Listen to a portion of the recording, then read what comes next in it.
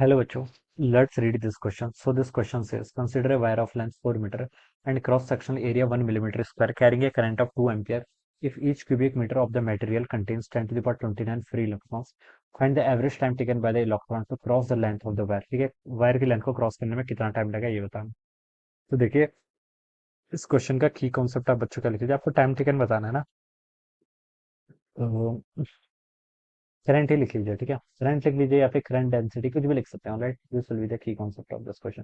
Current को देखिए हम कैसे डिफाइन कैसे करते हैं। ठीक है, क्रॉस सेक्शन में देखिए हम करंट डिफाइन होती है आई इक्वल टू होता है आपका एन ई ए वीडी के इक्वल होता है। ठीक है, एन की आपकी number density of free electrons, E क्या है इलेक्ट्रॉनिक चार्ज, ए क्या है area of cross section, VD क्या है आपकी ड्रिफ्ट वेलोसिटी। ठीक है, मान लीजिए आपके पास कोई वायर है, वायर का क्रॉस सेक्शन देखिए क्या होता है, सिलेंड्रिकल शेप में होता है। ठीक है, ये आपकी कोई वायर है, होता तो बहुत पतला है लेकिन मैंने उसको डायग्राम अच्छा बनाने के लिए ऐसे बना दिया। ठीक है, यहाँ पर देखिए एक वायर है। ठीक है, वायर जिसकी लेंथ कितनी 4 मीटर, इसकी लेंथ आपको 4 मीटर क्वेश्चन में से गिवन कर रखी है।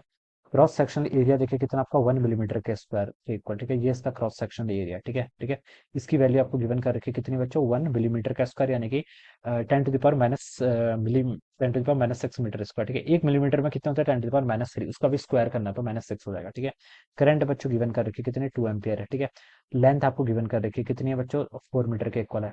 if each cubic meter of the material contains 10 to the power 29 free electrons। ठीक है, नंबर डेंसिटी गिवन करके, नंबर डेंसिटी होता है देखिए number of electrons per unit volume. ठीक है, वॉल्यूम देखिए 1 क्यूबिक सेंटीमीटर में आपके 10 टू द पावर 29 है, तो 10 to the power 29 divided by 1 cubic centimetre. ठीक है, क्यूबिक मीटर है, सॉरी सेंटीमीटर नहीं है। तो ठीक है, तो एन की वैल्यू आपने यहाँ पर इतनी दे रखी है। ठीक है, तो एन भी आपको गिवन है।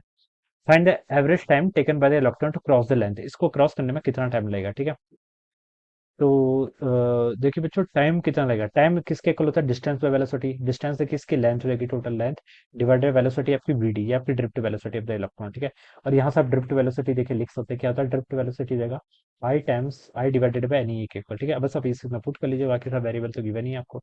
एल डिवाइडेड बाय देखिए यहाँ से कितना होगा, आई डिवाइडेड बाय एन ई ऊपर आ जाएगा, तो एन टाइम्स ई इंटू ए। बस अब आप इसमें वैल्यू पुट कर लीजिए। एल क्या लेंथ कितनी है 4 मीटर के इक्वल, एन क्या नंबर डेंसिटी कितनी है 10 टू द पावर 29 के इक्वल। ठीक है, ये क्या है इलेक्ट्रॉनिक चार्ज, यानी कि 1.6 into 10 to the power minus 19 के इक्वल।